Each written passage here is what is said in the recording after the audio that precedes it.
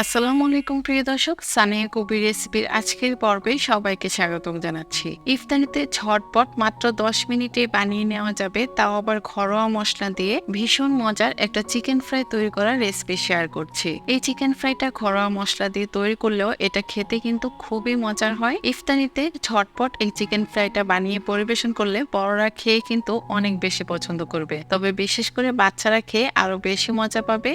আশা করি আপনাদের কাছে আমার আজকের এই সহজ চিকেন ফ্রাই তৈরি করার রেসিপিটা ভালো লাগবে। চিকেন ফ্রাই করার জন্য আমি এখানে চিকেনের হাড় ছাড়া বুকের মাংস নিয়েছি 250 গ্রাম। মাংসটাকে খুব ভালোভাবে ধুয়ে পানি ছড়িয়ে নেওয়ার পর এর মধ্যে দিয়ে দিচ্ছি রুম টেম্পারেচারে থাকা একটা ডিম, আর 1 চা চামচ করে দিয়ে দিচ্ছি আদা রসুন বাটা, আর 1 চা চামচ পরিমাণ দিয়ে দিচ্ছি লবণ, আর 1/2 চা চামচ পরিমাণ গরম মশলার গুঁড়ো।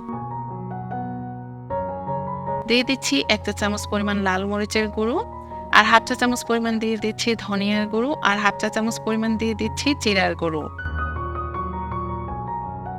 1 টেবিল চামচ পরিমাণ দিয়ে দিচ্ছি সয়া সস, আর 1 টেবিল চামচ পরিমাণ দিয়ে দিচ্ছি টমেটো সস। 1 টেবিল চামচ পরিমাণ দিয়ে দিচ্ছি লেবুর রস, আর 1 চা চামচ পরিমাণ দিয়ে দিচ্ছি কালো গোলমরিচের গুঁড়ো।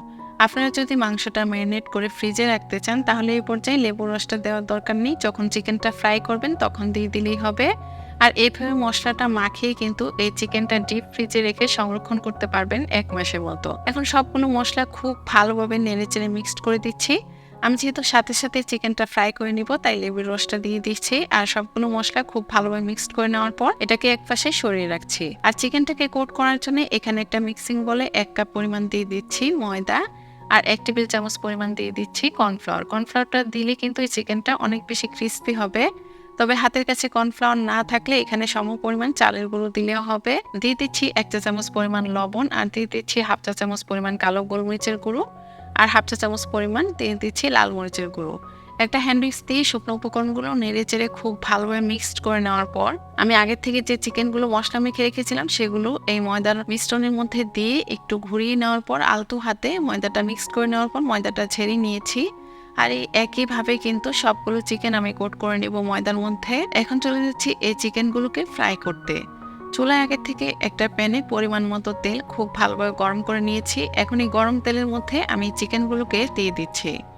যেহেতু চিকেনগুলো খুবই পাতলা করে কাটা, তাই কিন্তু এটা ভাজতে কিন্তু অনেক বেশি সময় লাগবে না। প্রায় 8 থেকে 10 মিনিটের মতো সময় নিয়ে উল্টে পাল্টে লালচে করে এই চিকেনগুলোকে ভেজে নিচ্ছি। আর এই একইভাবে কিন্তু বাকি চিকেনগুলো ভেজে নেব। তবে একবারে অনেকগুলো চিকেন দিয়ে দিবেন না, এতে একটার সাথে আরেকটা লেগে যাবে, আর চিকেনের যে কোটটা সেটা কিন্তু খুলে যেতে পারে। এই তো আমার চিকেনগুলো কিন্তু ফ্রাই করা হয়ে গিয়েছে, আর এই একইভাবে বাকি চিকেনগুলোও ভেজে নিচ্ছি। এখন এগুলো একটা স্ট্রেনার দিয়ে তেল ঝরিয়ে প্যানের থেকে উঠিয়ে নিচ্ছি, আর পরিবেশন করে দেখিয়ে দিচ্ছি চিকেন ফ্রাইগুলো দেখতে কেমন হয়েছে। দেখতে যেমন ইয়াম্মি লাগছে, খেতেও কিন্তু খুবই মজার হয়েছিল। ঝটপট খুবই অল্প সময়ে ইফতারিতে এভাবে চিকেন ফ্রাই করলে কিন্তু ছোট বড় সবাই খেয়ে অনেক বেশি পছন্দ করবে। সহজ রেসিপিতে আজকের এই চিকেন ফ্রাই তৈরি করার রেসিপি কেমন লাগলো কমেন্টস করে জানাবেন। ভালো লাগলে প্লিজ চ্যানেলটা সাবস্ক্রাইব করে রাখবেন। সবাই ভালো থাকবেন। আজকে এখানেই বিদায় নিচ্ছি। আল্লাহ হাফেজ।